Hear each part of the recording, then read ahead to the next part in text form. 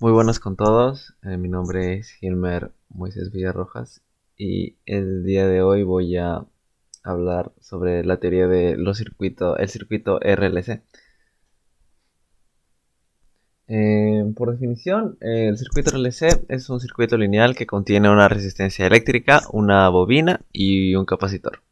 Aquí podemos observar cómo se compondría el circuito. Este, una manera para entender este tipo de circuito de manera, o sea, más intuitiva, vamos a pensar que la carga se va a mover en el circuito a lo largo del tiempo. Eso sucede y si colocamos una carga inicial en el capacitor C y después procedemos a cerrar el interruptor, la carga se irá de una placa del capacitor a otra.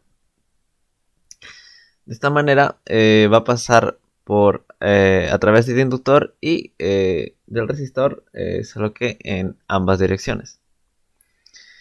Y esto de manera cíclica. Y una cosa más es que cada ciclo de oscilación va a ser un poco menor que el anterior porque la energía se va a perder cuando se calienta el resistor. Si seguimos el movimiento de la carga en un circuito RLC a lo largo del tiempo, vamos a ver que la carga va a fluir hacia adelante y hacia atrás de una placa del capacitor a otra. Esto va a ser pasando por el inductor y el resistor en ambas direcciones. Y ahí podemos ver la gráfica del voltaje del capacitor y de la corriente del inductor.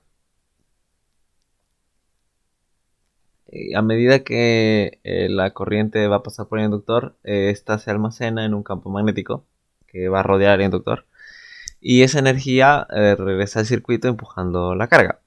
Entonces, como podemos observar, va a volver y va a generar como una especie de curva, que sería la caída y en la carga de la corriente, perdón, del inductor.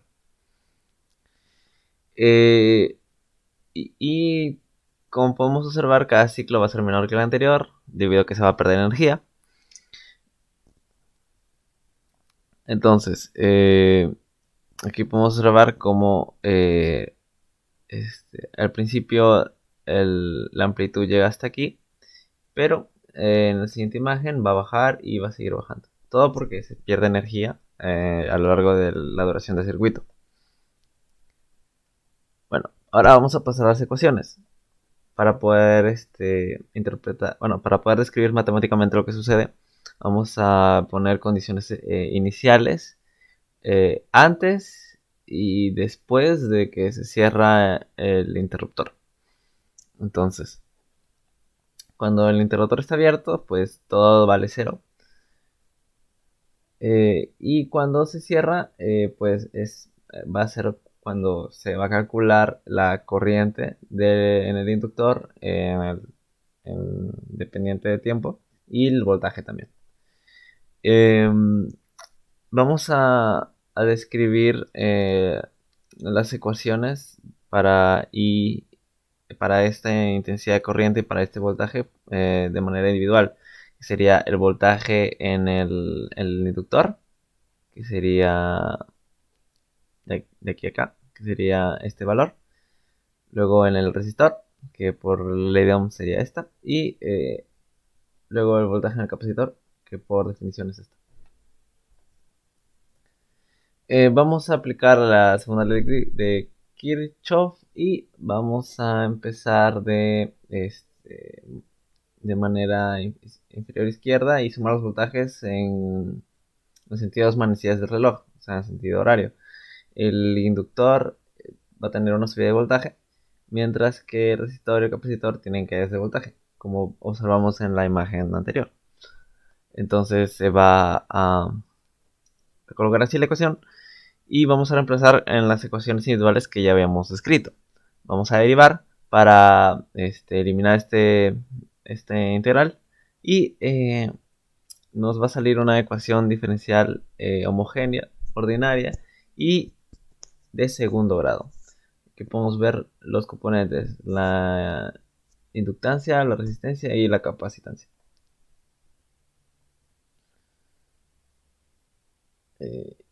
Y vamos a reemplazar S para encontrar una ecuación resultante más sencilla. Entonces vamos a hallar por fórmula cuadrática las raíces y vamos a reemplazar, que sería donde A es la resistencia entre 2L y omega sub 0, bueno, alfa y omega sub 0, que sería 1 sobre la raíz cuadrada de L por C, para escribirlo de manera más sencilla. Este factor alfa se llama de amortiguamiento y el omega va a ser la frecuencia de resonancia. Va a pasar que el tamaño va a variar en todos los circuitos, donde en tamaño relativo va a variar entre alfa y omega. Y vamos a encontrar tres maneras distintas de solución. Estas teniendo en cuenta que la corriente va a estar descrita de manera de dos exponenciales que se van a sumar. Y tenemos que S1 y S2 son las raíces de S, de la ecuación anterior, esta. Y K1 y K2 son términos de amplitud en la condición inicial cuando t vale 0. Entonces, lo que va a pasar es que al reemplazar S1 y S2 con las raíces respectivas y eh, proceder a usar la fórmula de Euler y demás cosas, se va a hallar K1 y K2. Entonces, al hallar esto vas a poder escribir la ecuación, pero tomando en cuenta de cuánto vale S1 y S2, entonces, cuando alfa es mayor que omega 0, podemos observar que cuando es mayor, pues esta parte va a ser real. Entonces va a conducir una suma de dos exponenciales decrecientes, porque va a decrecer, obviamente. Cuando es críticamente amortiguado, será que sucede cuando alfa y omega son iguales. Entonces, alfa y omega son iguales, entonces aquí la raíz es 0. Entonces solo quedaría alfa afuera de ese. eh, y que conduce solamente a t multiplicado por una exponencial, solo una exponencial decreciente, la otra ya no se toma en cuenta.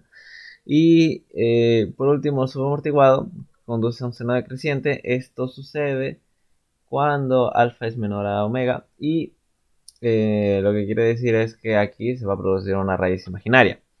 Entonces, va a tener otra implicancia y pues por último aquí podemos observar más o menos cómo se comportaría un circuito dependiendo los valores de alfa y teta, que recordemos que los valores de alfa y teta dependen de la ecuación característica, o sea de cuánto vale la inductancia, la capacitancia y la resistencia. Por eso no todos los circuitos van a ser iguales.